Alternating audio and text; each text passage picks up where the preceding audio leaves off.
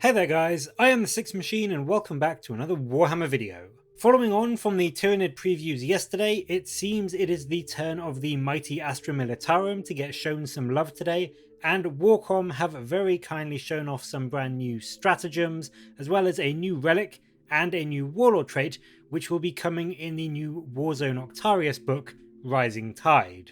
And first off, showing how even the conscripts of the Cadian forces are pretty much the hardest people in the entire galaxy, the White Shield stratagem allows you to represent their slightly higher than usual bravery and combat prowess by costing you either 1, 2, or 3 command points, depending on whether your detachment has 2 or less, 3 to 4, or 5 or more respectively units of conscripts. This grants them a new keyword, the White Shields, as well as 2 pips of leadership, taking them to leadership 6, and they lose the raw recruits ability.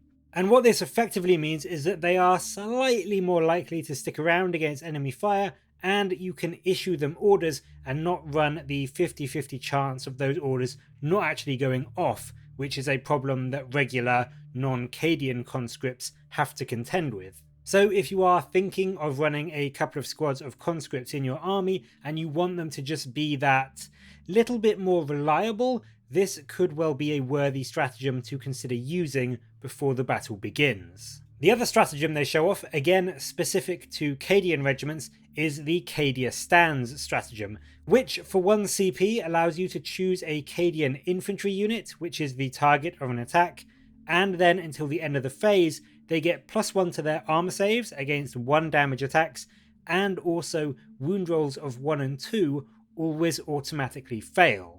So this is essentially a mini transhuman physiology and also all is dust rolled into one command point stratagem. It's not bad. In cover, this could give even your basic guardsman a 3-up save, which is pretty solid, and ignoring wound rolls of 2 is maybe not the best thing in the world, but arguably slightly better than it would be on, say, a toughness 4 Space Marine, as this will also have an impact against those strength 6 and strength 7 guns like assault cannons and autocannons, which would otherwise be wounding you on 2s. And I could see the appeal of this on a squad which is holding an objective and you really need those normally flimsy, toughness 3 5-up save guys to just stick around for one more turn to win you the game. And for 1 CP, it's not really going to break the bank to let you do that, so it may well be worth holding on to a couple of command points just for that last minute end game objective grab. We do also get some slightly annoying news in this article that the Regiment Doctrines don't seem to be getting any love in this book. The Cadian born soldiers ruling is still, as far as I can tell, exactly the same as it currently is, with reroll 1s to hit if they haven't moved, and getting a slightly buffed version of the take aim order as well, so that they get full rerolls if they haven't moved, instead of, I think it just gives you reroll 1s now. So it's kind of bad nowadays when you look at the multi-layered chapter tactics and cultures that pretty much all armies in 9th edition have got. The regimental doctrines for the guard do look very underwhelming by comparison, but I guess this will probably get a change in the full codex, just not in this little campaign book, which, it's a shame. It would have been nice if they did, but I think we all kind of expected it not to happen. I don't think anyone really expected a full regimental doctrine update in a little campaign book. The article does also go on to show off not only a new relic, the mighty Bastion sword, which is a power sword replacement, allowing you to swing at +2 strength, -3 AP and 2 damage, as well as allowing friendly Cadian infantry units within 6 inches to ignore combat attrition modifiers. Again, it's not bad. Ignoring those modifiers is important for the guard. Thanks to your relatively low leadership, you will likely be taking quite a few morale and subsequently attrition tests on your forces over the course of the game.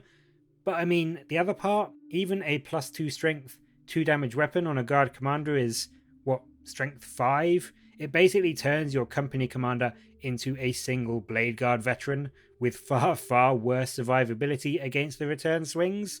So, that isn't really eye-catching. In general, I think melee-focused relics are not what you want to be putting on your Astra Militarum characters, and there will undoubtedly be some better buffing, force multiplying style relics to choose from instead. So whilst this relic is cool and has some nice morale benefits, I do really doubt it's going to be one that you are going to be regularly taking after we've seen the rest of the relics on offer in Rising Tide. And then finally we get to the funky new warlord trait, the Gifted Commander trait, which harkens back to the old surprise Baneblades of Creed's era. This isn't quite that potent, but does allow you to do some tricksy deployment shenanigans, letting you choose one vehicle unit, but not Titanic, or up to 3 infantry units and redeploy them in your deployment zone or back into strategic reserves before the battle begins.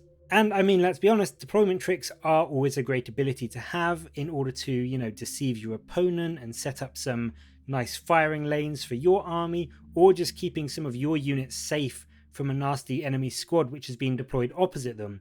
So I do think this is one which may see a good bit of play. It would have been nice, I think, if you could have deployed the units like you can with the Infiltrator rule up to 9 inches away from the enemy, so getting a squad of Ogrins or even a Hellhound right up into the enemy's face. I think that would have been really nasty and really fun, and let's be honest, with the state that the Astra Militarum are in right now competitively, I really don't think that would have been all that game-breaking either. But still, despite those restrictions, it does definitely have some nice uses, and as I said, I can see it being taken by guard players to help them capitalize on that all-important deployment phase of the game. But that's it for the Astra Militarum so far. I'll be honest, I'm not all that impressed. The NID stuff that already has been shown off definitely seems to be more exotic and more powerful and more exciting to me. All of the stuff here seems really quite plain and boring. Some of it is decent from a rules perspective, for sure, but it just feels very vanilla and very dull in terms of how exciting it will be to use some of these stratagems and relics.